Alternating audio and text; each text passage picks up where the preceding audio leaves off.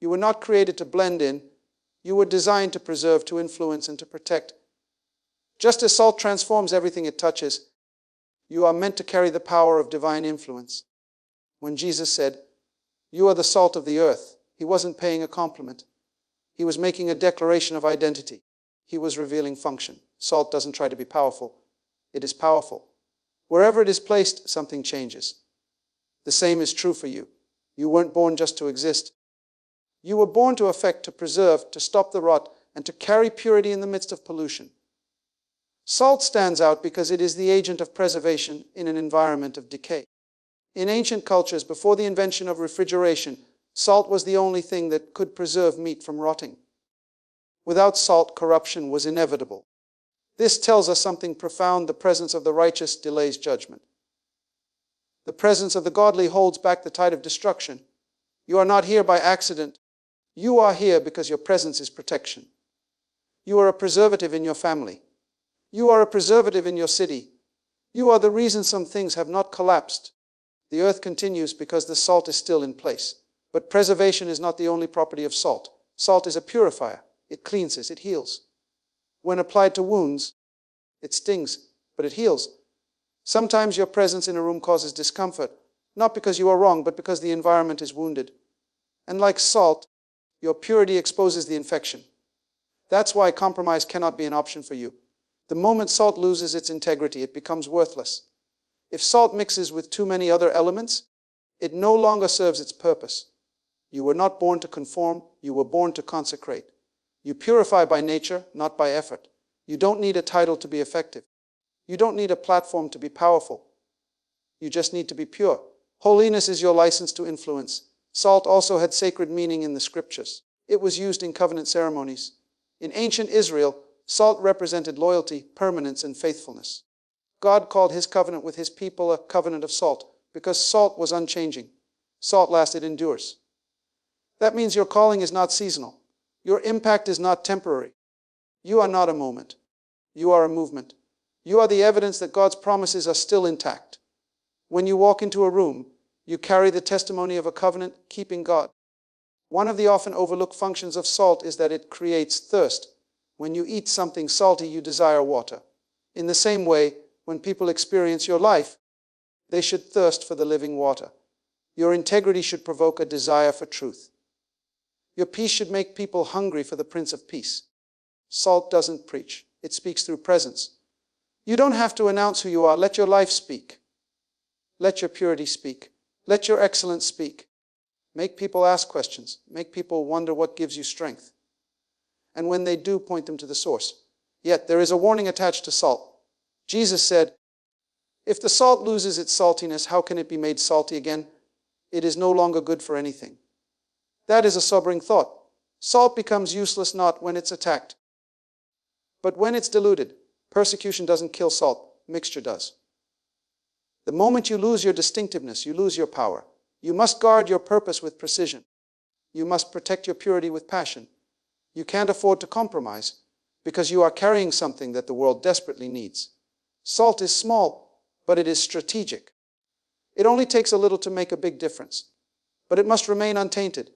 So ask yourself, have I lost my saltiness? Have I allowed culture to contaminate my calling? Have I traded my identity for acceptance? Salt doesn't apologize for being what it is. It doesn't ask permission to do its job. It just works, and you must do the same. You were born to purify. You were born to protect. The earth is waiting for the manifestation of salt. Not popularity, not charisma, salt.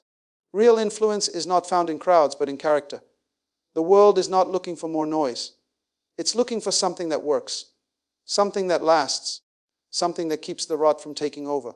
That something is you. In a world of moral and spiritual corrosion, the presence of salt, the righteous, holds back decay. You don't just attend the culture, you preserve it. Everything in this fallen world is on a path toward decay. Institutions decay. Morals decay. Marriages decay.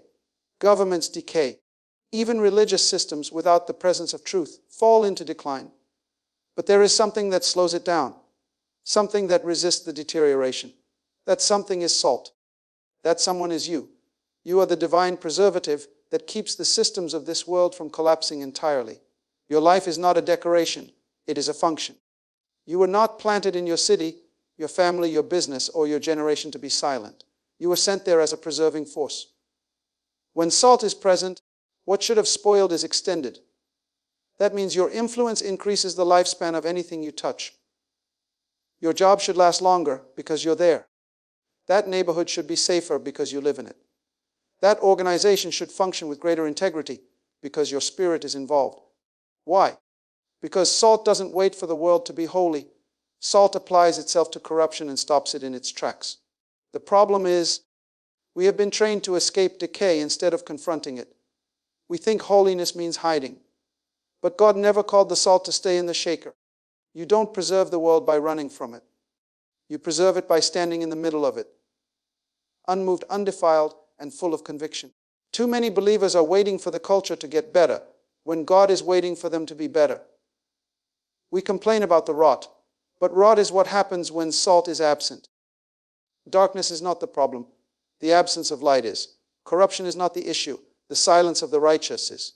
Salt is only effective when it is applied. That means your faith is not supposed to be private. It's not supposed to be hidden in church buildings or locked in religious rituals. Your faith was meant to touch systems. Salt can sit on the shelf for years and never change a thing. But the moment it's applied, things shift. And I'm telling you, it's time to be applied. You must engage. You must speak. You must act. You must show up. The school system is decaying. Where is the salt? The business world is decaying. Where are the righteous? Entertainment is decaying. Where are the preservers? Understand this decay is the natural course of any environment where salt has been removed or neutralized. That's why the enemy doesn't mind your worship as long as it's confined to Sunday. He doesn't mind your righteousness as long as it's kept in private. But the moment you decide to be visible, to be vocal, to be unapologetically holy in a corrupted world, you become a threat. Because salt doesn't just preserve, it disrupts the process of death. You were never meant to blend in. You are supposed to slow the damage. You are supposed to carry standards. You are supposed to challenge compromise. You are supposed to make it harder for corruption to spread. You are a barrier. You are a wall. You are a living boundary between what is and what should never be. That's why you must guard your influence. That's why you cannot afford to conform. If the salt becomes like what it was meant to preserve, then decay becomes inevitable. And let me say this, sometimes God doesn't remove you from decaying places because your presence is the only reason He hasn't judged it yet. Just like Abraham interceded for Sodom, just like Noah built an ark in the midst of perversion, just like Daniel stood upright in Babylon, you have been placed in the midst of rot to be the reason it doesn't collapse yet. Don't ask God to take you out. Ask Him to keep you salty while you're in it. The days we're living in require more than church attendance. They require preservation. This generation doesn't just need encouragement. It needs preservation. A preservative that will keep the next generation from going further into destruction. And that preservative is you, not your talent, not your purity, your conviction, your truth, your presence. Salt doesn't strive to purify. It simply does what it is. Purity is not performance, it is identity. When you know who you are, you don't have to try to change atmospheres. You are the change. We live in a world obsessed with doing, but the kingdom of God starts with being. The power of salt is not found in how much it does, but in what it is. Salt doesn't apply for permission. Salt doesn't take a vote. Salt doesn't ask the meat if it wants to be preserved. It just shows up and starts changing things. That's what it means to walk in purity. You don't have to announce yourself, argue with darkness, or prove your worth. When you know your nature, your presence speaks louder than your performance. Religion teaches you to strive. The kingdom reveals who you already are. The danger with striving is that it produces exhaustion instead of transformation. But salt doesn't sweat. It purifies. It purifies instinctively. It purifies consistently. Because purification is embedded in its composition. That means if you are truly salt, you don't purify by trying harder. You purify by living authentically. You don't need to adjust yourself to fit in with the room. You are the purifier of the room. You don't wait for culture to tell you who to be. You walk into culture and purify it by nature. You don't need applause to confirm your calling. You don't need acceptance to validate your assignment. The moment you understand that purity is your nature, You will stop negotiating with sin and start walking in dominion over it. You will stop lowering your standard to make others comfortable, and you will start elevating the atmosphere because of your presence. The problem with many believers is that they've confused purity with performance. They think holiness is a checklist. They think righteousness is religious behavior. But you don't act pure.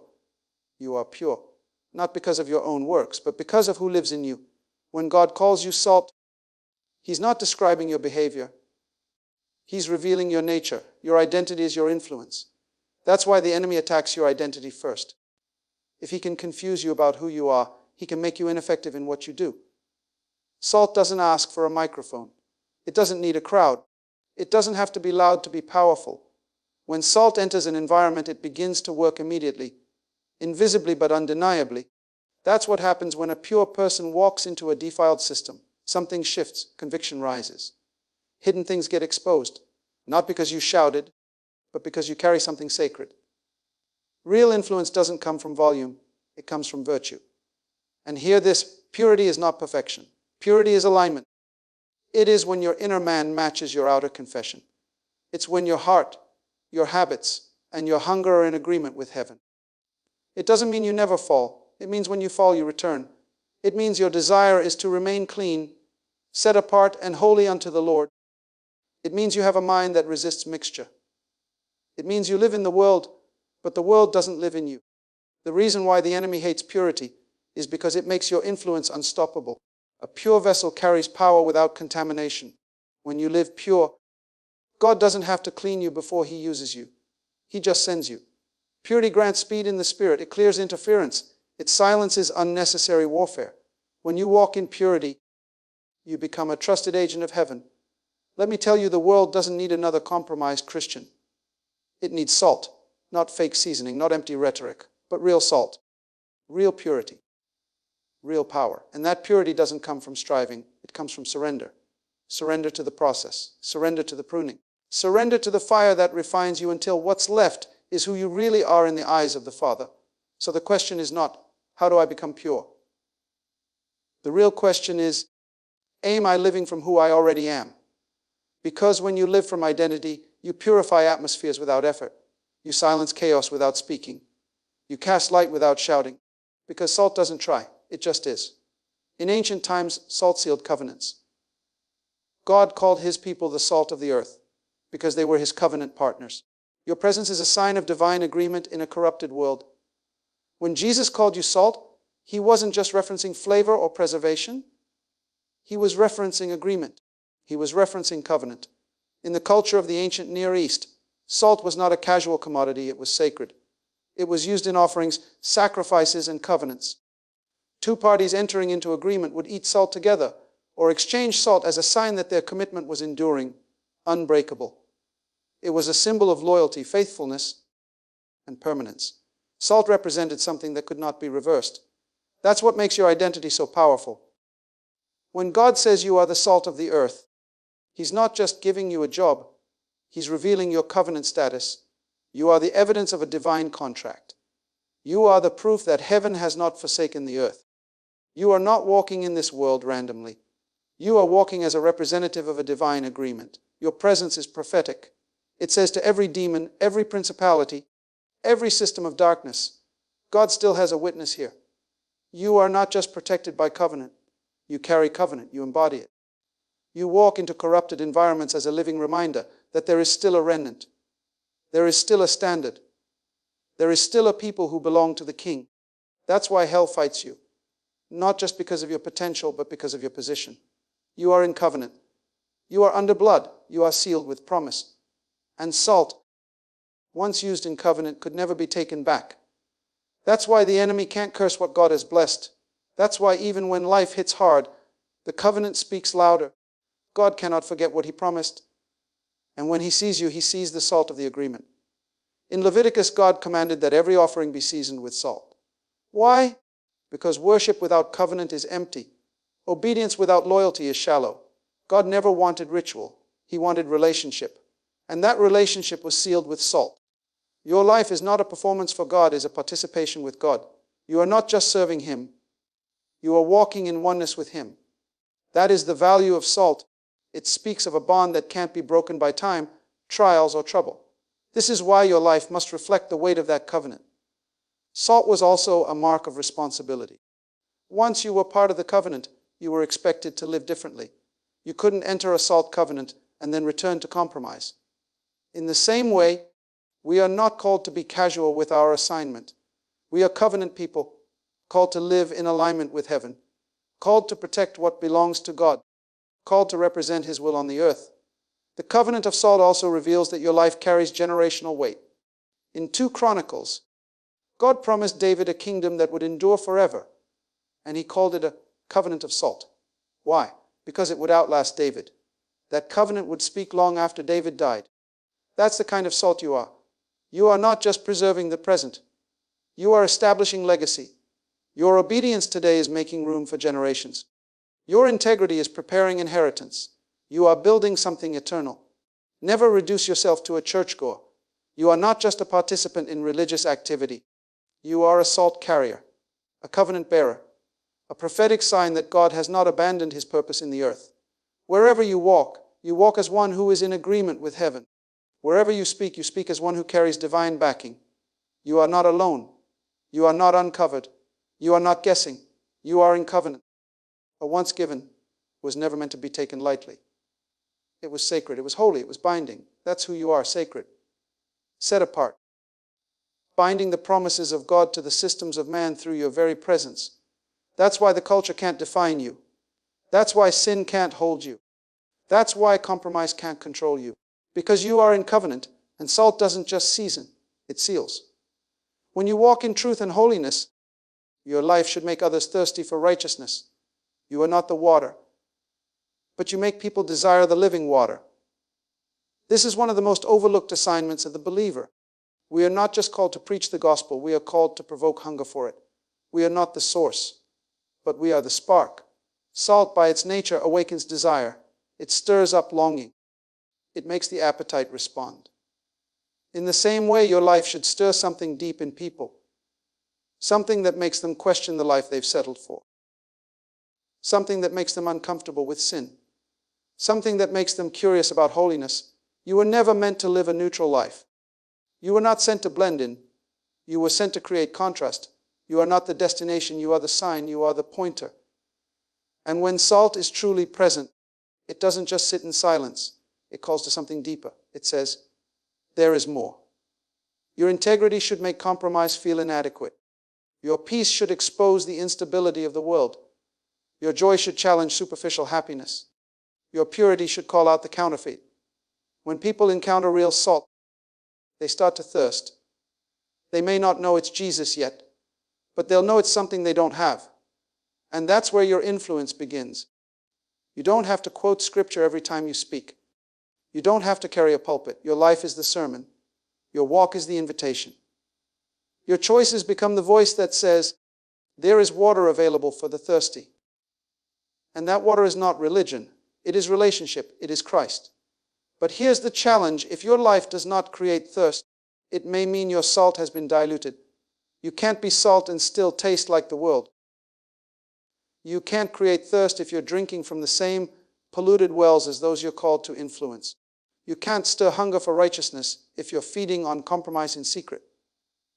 Salt that loses its saltiness becomes irrelevant, but it carries no effect, no power, no influence. Jesus said, you are the salt of the earth, not you will become it. That means from the moment you were born again, your assignment was to carry weight, to be a catalyst, to awaken spiritual thirst in places where apathy has become normal. And the beauty is, you don't have to manufacture this effect. You just have to live authentically. You just have to be what you are without apology. Some people won't like the thirst you create. Some will feel convicted by your consistency. Some will feel exposed by your peace. That's part of the process. Salt doesn't ask for permission. Salt doesn't apologize for its sharpness. It just does what it was born to do. So don't be surprised when your presence irritates the spirits in a room. Don't be confused when people avoid you. Sometimes they're not avoiding you. They're avoiding the thirst your purity creates in them. It reminds them of what they've lost. It reminds them of what they still need. And if you stay faithful, Your salt will lead them to the water. You are not called to quench thirst. That's the work of Jesus. You are called to awaken it, to stir it, to point to the well that never runs dry. You carry the aroma of heaven, but it is the Holy Spirit who draws.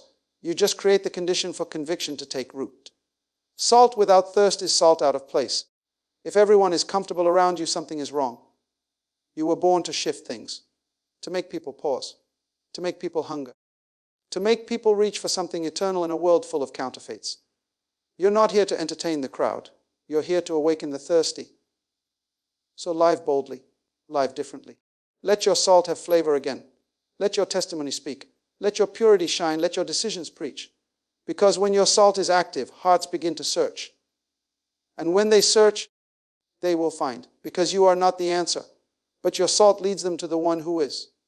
The greatest threat to salt is not persecution. It is dilution. When the salt loses its flavor, it becomes worthless. The moment you forget your kingdom purpose, you lose your preserving power. Jesus never said salt would lose its look. He said it could lose its flavor. That means it's possible to still look like a believer, dress like a believer, speak like a believer, and have absolutely no effect. It's not enough to resemble salt. You have to remain salt. You have to retain your distinction. Because salt that has lost its flavor still occupies space, but it no longer carries influence.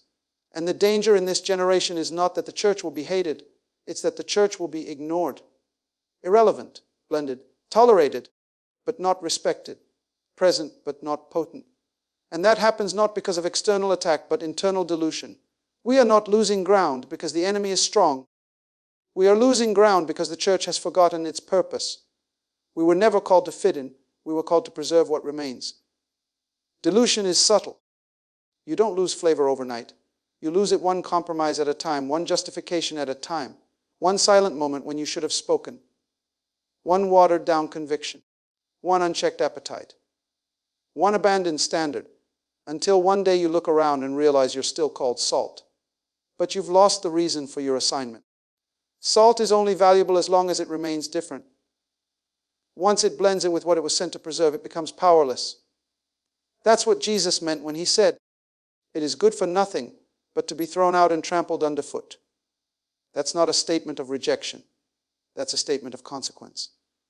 When you forget who you are, the culture won't ask you to lead it. It will walk over you. It will tolerate your presence, but ignore your voice.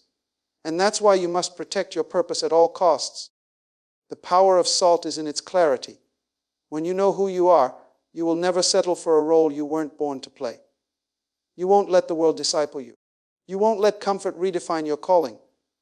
Purpose is what gives your life precision. When you forget your purpose, you begin to misuse your gift. You start negotiating with darkness. You start seeking relevance instead of revelation. And the moment you chase the world's affirmation, you abandon heaven's assignment. But when you walk in purpose, your flavor returns. Your voice regains weight. Your steps regain authority. Because heaven backs those who remember why they were sent. Salt never forgets its role. Salt knows it wasn't made for the spotlight. It was made for impact. Quiet but undeniable, invisible but essential. When you walk in your divine assignment, you don't have to fight for influence. Your presence speaks. That's why you must stay consecrated. Stay focused. Stay aligned. The world is loud, but the kingdom is clear. You don't have to do everything. Just do what you were born to do. Salt that remains in its purpose will always be effective. It doesn't need applause to be valuable. It just needs to remain pure, stay committed, and show up in every place it was sent to preserve. So check your flavor. Are you still salty? Or have you been diluted by distraction, approval, or fear? Are you still distinct? Or have you become familiar, predictable, and safe? Salt without flavor is wasted potential. But salt with purpose is unstoppable. You were not made to survive culture. You were made to preserve it. And the moment you remember your why, your power will return. So I say to you today, salt is not a symbol. It is a statement. A statement from God to the earth that He still has a remnant. A people who will not bend, who will not blend, who will not break under the weight of compromise. A people who will preserve what is sacred, who will provoke a thirst for righteousness, who will live from identity, not performance. You are not common. You are not random.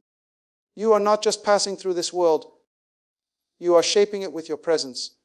The world is not waiting for another celebrity. It is groaning for the manifestation of the sons and daughters of the kingdom. Those who know who they are, those who carry covenant in their character, those who don't need a platform to walk in power. You are salt, not because religion made you holy, but because the king called you his. And hear me, the danger is not in being attacked. The danger is in being absorbed, diluted, blended in so well that you become invisible in the very system you were sent to influence. Heaven did not send you to conform. Heaven sent you to confront, to correct, to call things back to order. You are the evidence that God still speaks, still reigns, still preserves what he values. So stay salty, stay set apart, stay anchored in your assignment. Because salt that remains in purpose carries weight beyond its size. You may feel small, but the kingdom inside you is unshakable. You may be surrounded, but you are not surrendered. You are a walking covenant, a mobile sanctuary, a living testimony that when God marks something as his, no culture, no system, no darkness can erase it. This is not the time to go silent. This is not the hour to dilute your identity. The earth is decaying because the salt has gone missing. But when the salt returns, when you return to your purpose, everything around you will shift. Revival doesn't begin in the crowd, it begins in the salt. When salt steps back into position, heaven begins to move. You were not created to fit in. You were sent to preserve, to influence, to transform. And salt, when it is pure, doesn't need permission to work. It just needs to be present. You are that salt. Act like it. Walk like it. Speak like it. Live like it. Because your presence is not a suggestion. It's a declaration from heaven. The kingdom has come near.